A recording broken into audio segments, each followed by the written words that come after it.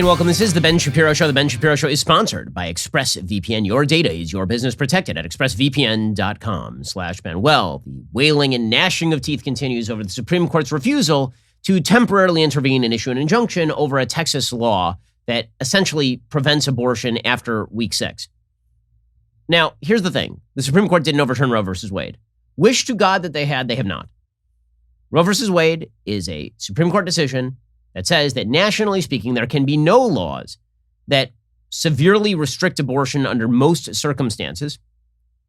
This was changed by Planned Parenthood versus Casey in the early 90s, which was a case in which we learned that any law that placed an undue burden on a woman seeking to have an abortion post-viability was somehow unconstitutional. Now, again, grab your magnifying glass, look for any of this in the Constitution, you're going to have a pretty hard time. But put that aside. This new case where the Supreme Court turned down injunction, the reason they did so is a specific legal reason. You can't issue an injunction on a law unless the person has brought a lawsuit against a person enforcing the law.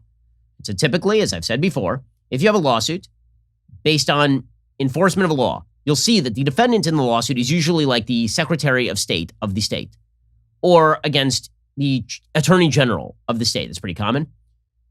What you can't have is me sue the local janitor to enjoin a law because the janitor is not the enforcement mechanism. Okay, what's weird about the Texas law is that the state is not the enforcement mechanism.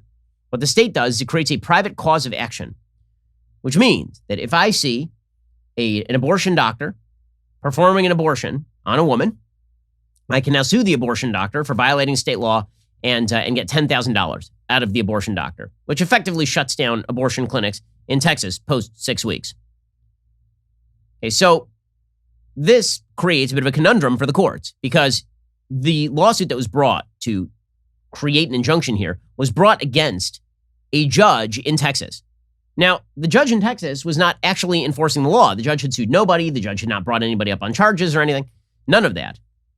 Instead, the lawsuit should have been targeting, presumably, a person who reports another person, right? That person sues the person who reported them, and then that goes up to the Supreme Court. So the Supreme Court said this is not right? We have not gotten to the point where an actual legitimate lawsuit has been filed. You have to have what's called a cognizable defendant. It has to be the right person who's being sued. This does not overrule Roe versus Wade. It doesn't. Okay, again, wish to God it had. It does not. That would then revert the question of abortion back to the states, which is where it originally was. It had already gotten pretty liberal in places like California and New York. It was very conservative in places like Alabama and Texas, which, by the way, is how it should be absent some sort of constitutional amendment to protect fetal life. Okay, so Joe Biden came out and he is fighting mad over all of this. Joe Biden put out a statement because his face doesn't move that well anymore. His statement says, today, Texas law SB 8 went into effect. This extreme Texas law blatantly violates the constitutional right established under Roe versus Wade. So first thing, if you established a constitutional right by a Supreme Court case, it wasn't a constitutional right. I mean, that's pretty obvious right off the top. If I said there's a constitutional right to Medicare established by the Supreme Court in 1985, then it wasn't established by the Constitution, was it? But put that aside, because Democrats are frequently putting aside the Constitution. They say this was upheld as precedent for nearly half a century. Well, that's a big deal. I mean, obviously, if a case is really terrible and it's upheld as precedent for half a century, we have to leave it forever. Like Plessy versus Ferguson, which said that segregation was totally fine. Should have left that forever. It was precedent for fully half a century. And Plessy versus Ferguson was the end of the 19th century. Brown versus Board wasn't until 1954. So, should have left it, presumably. I mean, that was half a century of precedent. No? You think not? I didn't think so either. The Texas law, said Joe Biden, will significantly impair women's access to the health care they need, particularly for communities of color and individuals with low income. Now, again, I don't know why it would infringe on communities of color and individuals with low income, particularly. Probably, actually, it would infringe on people who can afford to pay the fine, because those people are going to be the people who get sued. But he says it outrageously deputizes private citizens to bring lawsuits against anyone who they believe has helped another person get an abortion, which might even include family members, healthcare workers, front desk staff at a healthcare clinic, or strangers with no connection to the individual.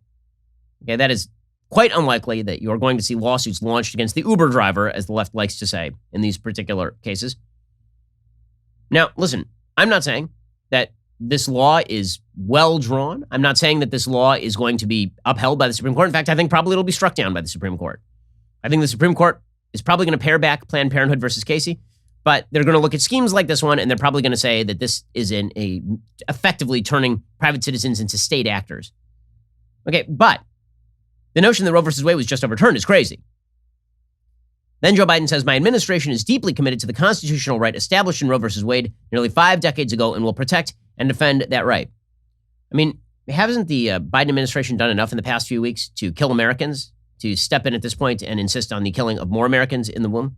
Okay, so the most bizarre defense of the day, Jen Psaki at the White House was asked by a religious news reporter about the fact that Joe Biden considers himself a religious Catholic, and yet is now backing widespread abortion. Jen Psaki's answer was, this was treated by the media as a slay queen moment. Slay queen. Yeah, it's not. Why does the president support abortion when his own Catholic faith teaches abortion is morally wrong?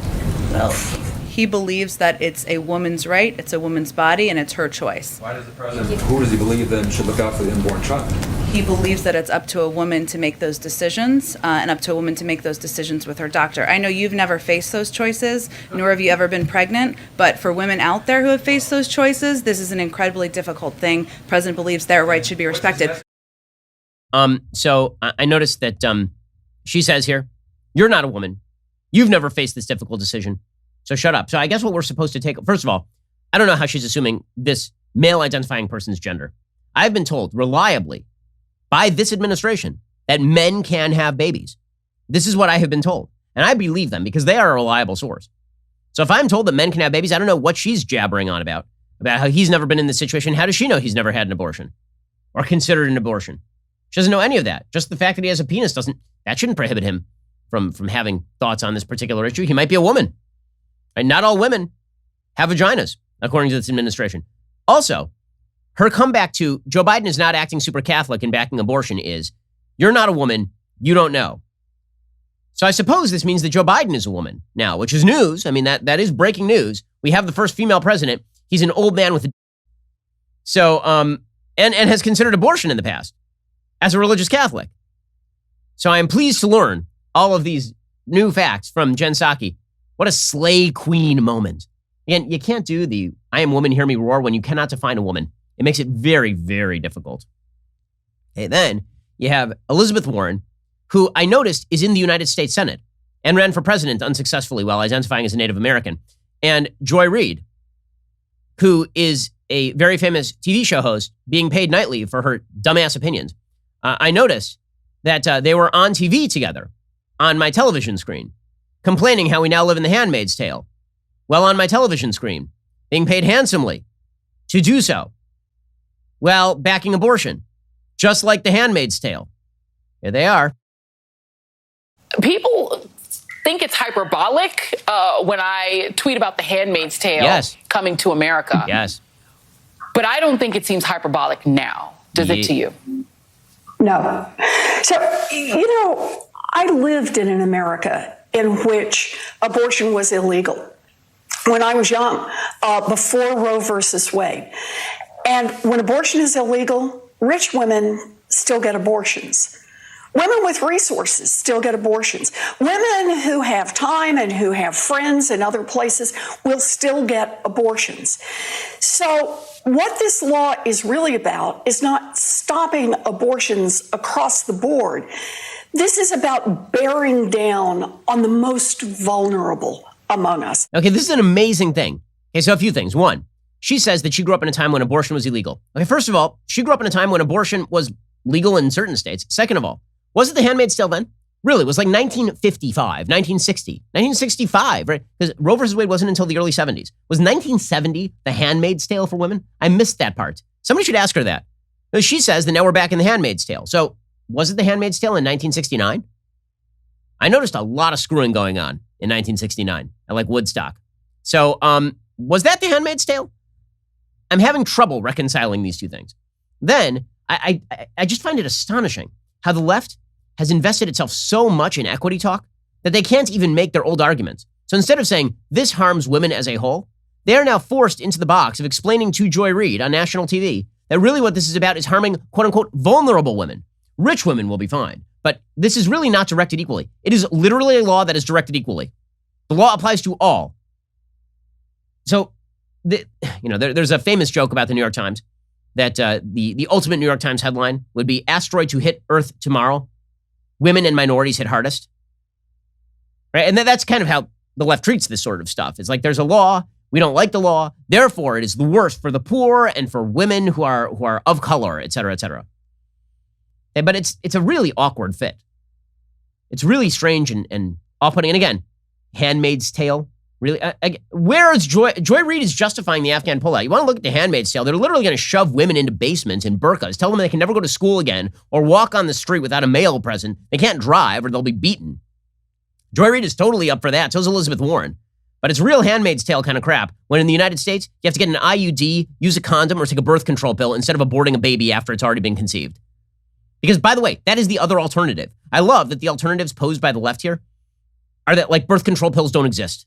So the two alternatives, according to the left, and marriage doesn't exist either. So the two alternatives, according to the left, are randomly get pregnant and be forced to bear the child in the worst of possible circumstances, or widespread abortion for all. I've noticed a bunch of gradations here. So for a long time before the rise of the birth control pill, the solution to getting pregnant out of wedlock was to not have sex out of wedlock. That was the solution for virtually all of human history. And in fact, people who did have sex out of wedlock and then got pregnant very often got married. If you look at the number of 7-month babies who were being born in the 1940s, the answer is a lot. Okay, then the birth control pill came around. And now you have a really easy solution to avoid getting pregnant without even getting married while having sex, and that is to use birth control. And yet abortion is such a sacrament that if abortion goes away, remember, they used to say that abortion was really about these tough situations where a woman where it's about rape or it's about incest or it's about a baby with a fetal abnormality or something. They don't even bother with that anymore. Now it's pure birth control. I don't feel like using a condom. I don't feel like using birth control. I feel like having unprotected sex. And if I conceive a baby, I feel like going to Planned Parenthood or using Plan B or whatever. When you're using abortion as birth control, it really starts to undercut whatever moral case you have for even restricted levels of abortion. And you have Nicole Wallace in MSNBC also on her high horse. Donna, again, in this moment, male governors in Florida and Arizona and Texas don't want the body to be covered by a 4-inch piece of cloth against mask mandates. They're going to reach deep into the uterus of a woman and tell all of them to carry it. 85% of abortions take place after the 6-week mark that the Texas law bans. What is the real world effect here? Male governors are reaching deep into the uterus. Ooh, deep into the uterus. You know what reaches deep into the uterus? Abortion doctors killing the babies inside the uterus, I noticed. Just like as a physical matter. Actually going in and cutting up a baby and then sucking its brains into a sink, that's physically reaching deep into a uterus. In fact, what these governors are doing is saying you cannot reach deep into the uterus to kill the thing that is growing in your uterus, which is a human. I'm also very annoyed. I'm highly irritated with the stupid argument that men are not allowed to have a perspective on abortion. Why not? Were non-slaveholders allowed to have a perspective on slavery? After all, they didn't hold slaves. They couldn't know the difficulty of not having slaves. Like, that's not how any of this works. If you're trying to protect human life, like I have perspectives on why murder is wrong. I'm not a murderer myself. I haven't been in those circumstances. What a dumb argument. And there are plenty of women, by the way, who are pro-life. In fact, I would say virtually all of the pro-life leaders that I personally know are women. People like Lila Rose over at Live Action. Governor Kay Ivey, right? She's the governor of Alabama. She signed into law 2 years ago, a law that banned nearly all abortions. Was she a man at the time? How does that work? Well, the good news is that at least Robin DiAngelo recognizes humanity in the womb. This is exciting. So Robin DiAngelo, the author of White Fragility, the anti-racist activist, she now says that racism was even affecting her as a fetus. All the self-contradictory language by the left is amusing to me. Here we go. White people are invested in the racist status quo for lots of reasons. And I think it's unfortunate, but I do think we have to see it as in our own best interests. So a couple things have to happen there. One is, it's a little more abstract, but it's like you almost have to dismantle your very identity to the core and rebuild it. Because even before I took my first breath, as my mother carried me in pregnancy, the forces of race were operating on us. Robin DiAngelo's a pro-lifer now, guys. She was a human in the womb. Racism was operating on her. Well, I mean, I guess the answer for the left is you can abort all the kids in the womb, I guess, and then you won't have to worry about future racists. So you remember a few months back, there was this amazing story from a place called We Spa in LA, where a person who said they were a transgender woman started showing his dangly bits to women in the spa, and women complained. It became sort of a blow-up. Well, that incident, according to the New York Post, led to months of sometimes violent protests, with media outlets declaring an example of bias against the transgendered, or even that it didn't happen. Slate said it was a transphobic hoax. On Monday, charges of indecent exposure were discreetly filed against a serial sex offender for the We Spa incident, following an investigation by LAPD. This is according to the New York Post. Sources with knowledge of the case, but not authorized to speak publicly, say 4 women and a minor girl came forward to allege that Darren A.G. Marager was partially erect in the women's section of We Spa. Besides being a suspect in this case, Marager is facing multiple felony charges of indecent exposure over a separate incident in LA. Marager, who spoke exclusively to the Post, denies the allegations, says she is actually the victim of transphobic harassment. On July 23rd, several women confronted staff at the We Spa in LA's Koreatown over accusations a person exposed male genitalia in the women's section. Video of the interaction was posted the following day on Instagram by a woman using the name Cubana Angel. It's okay for a man to go to a women's section, shows penis around the other women, young little girls underage in your spa. She asked the staff he's a man. This promptly went viral. Okay, well, then there were denials that this ever happened. The LAPD so far have confirmed few details about the We Spa incident. Inquiries sent to the department were responded with statements saying the investigation is ongoing. Then this week, a warrant was issued for the arrest of Darren Marager based on 5 felony counts of indecent exposure. Everything about the We Spa was a bunch of garbage and lies, Marager said in an interview. She says she is legally female in California and was in a jacuzzi in the women's section when she was accosted by the Cubana Angel. She never saw me naked. I was underwater with water all the way up to the chest. Marager denies ever being erect or around children at the spa. She says she's the victim of sexual harassment by transphobic women at We Spa. But law enforcement sources say Marager is a Tier 1 registered sex offender with 2 prior convictions of indecent exposure stemming from incidents in 2002-2003. In 2008, she was convicted for failing to register as a sex offender. There's your shock of the day. So obviously we've been watching some of these, what they call extreme weather events, being treated as though this is really all about climate change as opposed to management of infrastructure or the management of wildfires in California. See this giant wildfire, obviously, over in Calder. A bunch of wildfires in California recently. Pretty damaging. It is hot in California. But is this historic in any real sense in terms of the acreage being burned? Also, we saw, obviously, this huge flood in New Jersey and New York, all the video of the rain pouring down the steps of the New York subway system. And the media have universally decided that this is all about climate change. That's what we need to focus on. So, for example, we have New Jersey Governor Phil Murphy, who, instead of focusing in on his own running of the state, has decided to focus in on the process whereby we are supposed to somehow stop global warming, which will presumably have an effect about 100 years from now. Here is the governor of New Jersey. I guess I'd close with a pretty obvious statement, but the world is changing, right? These storms are coming in more frequently. Steve and I were on the phone last night on this topic. They're coming in more frequently. They're coming in with more intensity. And as it relates to our infrastructure, our resiliency, our whole mindset, the playbook that we use, we got to leap forward and get out ahead of this. Okay. Meanwhile, you have the same routine from Chuck Schumer, the Senate Majority Leader. He says that what this is really about more than anything else is not how you manage crisis. It's really about just the fact that the world is getting warmer, and that's all because of climate change. And so presumably we need to do what AOC wants. Global warming is upon us.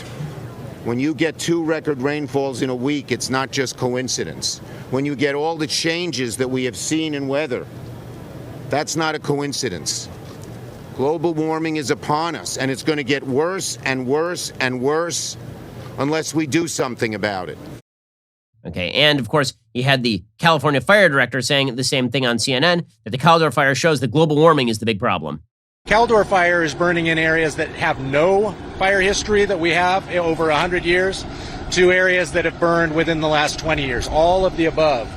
and we're seeing it burn through different vegetation types and age classes that we wouldn't necessarily expect fire to spread through. And that is absolutely drought, climate change, dry fuel conditions that we just haven't seen before. Well, joining us online to discuss all of this is Dr. Stephen Koonin, physicist and leader in U.S. science policy, former Undersecretary for Science at the U.S. Department of Energy during the Obama administration, where he served as the president's chief scientist. He's a professor at NYU and author of Unsettled, What Climate Science Tells Us, What It Doesn't, and Why It Matters. Dr. Koonin, thanks so much for joining the show. Great to be chatting with you, Ben. So let's talk for a second about what the science actually says about this sort of stuff. So we've been told for years that when you have a big event, that is weather, and long-standing secular trends, that's climate. And yet every time there is a big weather event, we immediately get people on the TV telling us that it is all about climate change. How do we attribute specific events to climate change? Would you attribute the specific events that we've been seeing to climate change? Would you attribute their impacts to bad policy? How do you suss all this out? Yeah, well, it's complicated, as many things are that people talk about and really don't understand. The kind of events you're talking about are weather, unless there is a multi-decade trend. Climate plays out over many decades. Weather happens every day or every year. And so unless you see these kinds of events happening multiple times in a decade, then it's just weather and it's not climate change. I might say that the term climate change is perhaps deliberately confusing. The climate changes for both natural reasons and under human influences. When we say climate change popularly, we mean human influences as opposed to the natural changes that might be going on. So when we look at sort of these extreme weather emergencies, the claim has been by members of the media, by many members of the scientific community, that we're seeing many, many more of these disasters over the past 50 years, specifically because of climate change. When you actually read the Intergovernmental Panel on Climate Change report, it sort of varies, it seems, by climate disaster. So you might be able to say that there are more intense fires in, for example, the West where it's hotter. But the argument that we've been seeing more hurricanes is obviously not true. It might be more intense hurricanes, but there's actually not a lot of evidence that we've been seeing more hurricanes per se, or that more damage is being done by those hurricanes, or that if there is more damage being done by the hurricanes, it's not because of the target effect, meaning that we've just been building in areas more broadly where the hurricanes are about to hit. Right. So let me take the fires first, and then we'll talk about the hurricanes. The fires in the U.S., if you look at the records, even the reports say that there was a lot more acreage burned in the early part of the 20th century than there has been recently. And the reason for that is that during the 1920s up to 1970, the Forest Service adopted a policy of fire exclusion. And that allowed the forest to grow and, of course, prevented fires, Smokey the Bear being the most obvious symbol. And then the fires hit a low in the 70s and have been climbing a bit in recent decades. California, for example, the drought didn't change at all over the 20th century, except toward the very end. So you had fires going down even as the drought remained constant. And the reason is, again, human influences. It's only in the last decade or two that we've seen the fires come up modestly. The disasters are due then to forest management, which has been irresponsible to allow the trees to grow to an unhealthy extent, to development by putting towns in the middle of forests like Greenville and Paradise, and then to drought conditions. Now, whether the drought is natural or human-caused remains to be seen, since we've seen many multi-decade droughts over the last 1,000 years in California. So the best thing we can do about the fires is manage the forest properly and not build towns in the middle of the forests. Let's talk about the hurricanes. So the latest IPCC report, which came out about 3 and a bit weeks ago, says that there are no long-term trends in the number of hurricanes around the world or in the North Atlantic. There is some indication that they have gotten more intense in the last several decades, but it's only one paper, and even that paper says we're not sure whether we see the trend, whether it's human-caused or natural. There's a lot of variability in hurricanes on multi-decade scales. So, Dr. Koonin, one of the things that seems pretty obvious is that when you talk about this stuff as a scientist, and you're talking, again, about long-term trends, what can be done, solutions that are available. When politicians talk about this stuff, it seems pretty obvious that what they are doing is simply avoiding responsibility for the stuff they can do today. Because if you talk about climate change, long-term, as we say, secular trends, nothing can be done today that is under their control and for which they can be blamed to change the climate, because this stuff is baked into the cake right now. It's going to be baked into the cake for the next several decades. Once you emit carbon, the carbon particles stay up in the air for literally centuries. So unless we develop some sort of technology to suck that stuff out of the air, the best you could be doing is hoping to maybe mitigate some future growth in climate change, over the course of the coming decades. But the notion that politicians basically get to ignore their current responsibilities to do what they can to mitigate the damage from this stuff by blaming climate change seems like a cop-out. Yeah, that's exactly right. There are things we can and should be doing today to minimize the impact of these events. Building up the infrastructure, New Orleans and Louisiana fared a lot better under Ida than it did under Katrina because there was a deliberate investment in levees and pumps and sewers and so on. We should be doing that in the Northeast. Where do we build houses, improving our sewer systems, and so on? To have any effect on the climate by reducing global emissions, even if that were possible, and I happen to believe it's practically impossible, at least through the end of the century, if we were to do that, that would only play out over a century in terms of its effect on the climate. So, Dr. Koonin, one of the things that we see every time there's a sort of disaster TV like this is people getting on the TV and saying, this sort of stuff is going to not only be happening more and more frequently, but it's going to put millions of lives at risk. Again, this seems to ignore an actual real secular trend, which is the number of people who die in weather disasters every year has been declining markedly over the course of the last century to all-time lows now. That's exactly right. And that's due to development. It's due to better prediction of storms, and it's due to more resilient infrastructure. And it's not only in the developed world, but also in the developing world. And if we are going to deal with these problems in the short to midterm, to the extent that they are problems, the best thing to do is to bolster the resilience of society. That's Dr. Stephen Koonin, physicist and leader in U.S. science policy, former President Obama's chief scientist, and his book is Unsettled: What Climate Science Tells Us, What It Doesn't, and Why It Matters. Go pick up a copy today. It is well worth the read. Dr. Koonin, really appreciate the time and the insight. Great to be chatting with you, Ben. Joining us on the line is Eric Felten, investigative correspondent for Real Clear Investigations, reporting on government corruption, former columnist for The Wall Street Journal, previously a Kennedy Fellow at Harvard University. Eric, thanks so much for joining the show. Ben, how are you doing? Doing pretty well. So you have a brand new article out about critical race theory over at Real Clear Investigations. So defenders of critical race theory use a bunch of tactics to attempt to obscure exactly what critical race theory is and how deeply it has sunk its roots into American education. Why don't we start there, and then we'll get to what I think is really your chief contribution here, which is the moment when CRT really did start to infuse the racial rhetoric of the country as opposed to the old school sort of Martin Luther King individual treatment of people by content of character rather than color of skin. So first, let's define critical race theory for those who have been misdefining it. What exactly does it mean? What does it do? Why is it dangerous? Well, critical race theory grew out of something called critical legal studies, which was a left-wing movement in the late 70s and into the 80s.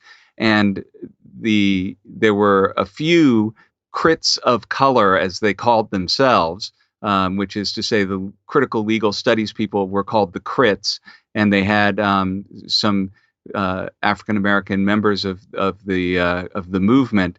But the African-American members of the movement were unhappy with the sort of emphasis on class, a sort of Marxist emphasis that the critical legal studies people had, and they wanted to see everything in terms of race instead of class. And they basically broke off starting in 1986. The crits of color broke off and started their own movement called critical racial theory. And they looked to use law schools as a way to promote the ideology of critical race theory. And it has sort of sunk its roots into law schools and then grew from there and has become very much a part of the education system, both education classes that people take in college to become teachers, and then its use in schools by those teachers who have been indoctrinated in critical race theory when they were in college. Alrighty, so let's talk for a second about that moment in 1986 when things sort of shifted for the critical race theory movement. So what exactly drove that, and what happened? Well, the critical legal studies folks had a bunch of conferences and sort of had a summer big conference they would do every year.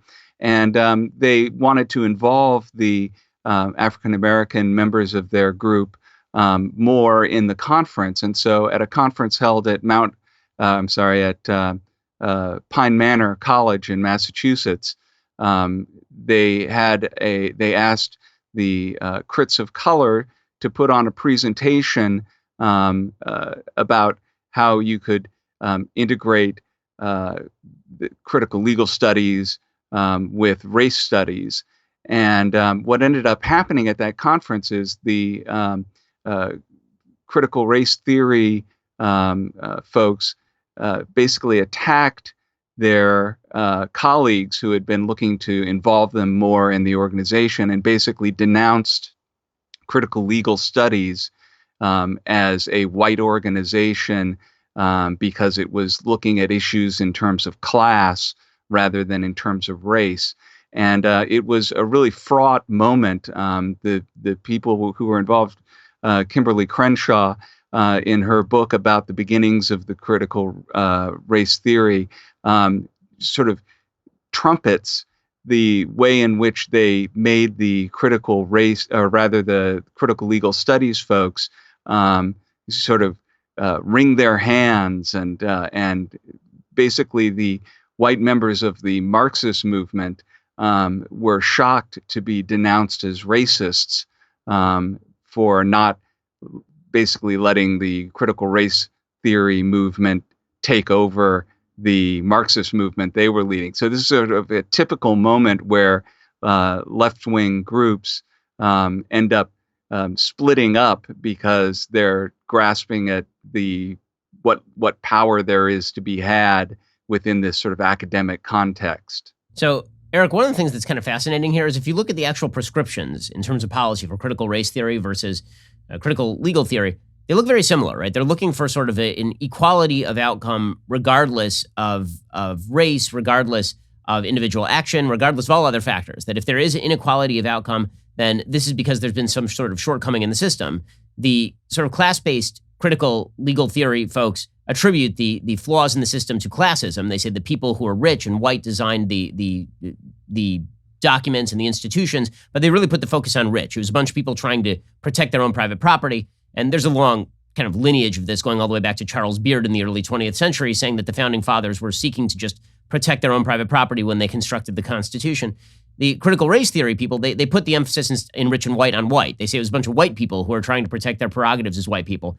But that is more sort of explanatory and an argument over explanation than it is an argument over sort of what the end goal is. So why has that split not been rectified, or is it beginning to be rectified at this point? I feel like we see a little bit of this in sort of the conflict over Bernie Sanders and racial ideology, that in 2016, he was kind of a class-based socialist, and then by 2020, he had morphed into a woke class-based socialist as well. Right. I mean, what's interesting is this notion of, is there a rift, and has the rift been healed? I think a lot, what takes a lot of people by surprise when they're confronted with critical race theory is the way in which critical race theory looks to divide people specifically. And it's not looking to heal rifts. It's not looking to resolve longstanding hurts in society, but rather the goal is to divide people quite literally. So the critical race theory movement was a rejection of the civil rights movement. If you think about the main goals that the civil rights movement had, it was integration, it was being colorblind, and critical race theory rejects those things altogether. It rejects the core principles of Dr. Martin Luther King's movement. And they came along and basically decided that the old civil rights movement was exhausted, and decided instead to push for a new movement that instead of looking to integrate blacks and whites, look to separate blacks and whites. Instead of being color blind and looking to judge people on the content of their character, as Martin Luther King so famously put it, they're looking to be color conscious in all things instead of color blind. And so I think it helps us to understand what's going on when you see critical race theory making people upset, dividing people. We're kind of shocked by that. We're hoping and looking for healing of what divisions there are, and critical race theory doesn't want that. And so going into a kind of encounter with critical race theory, if you're thinking that you can try to be reasonable and make a movement towards,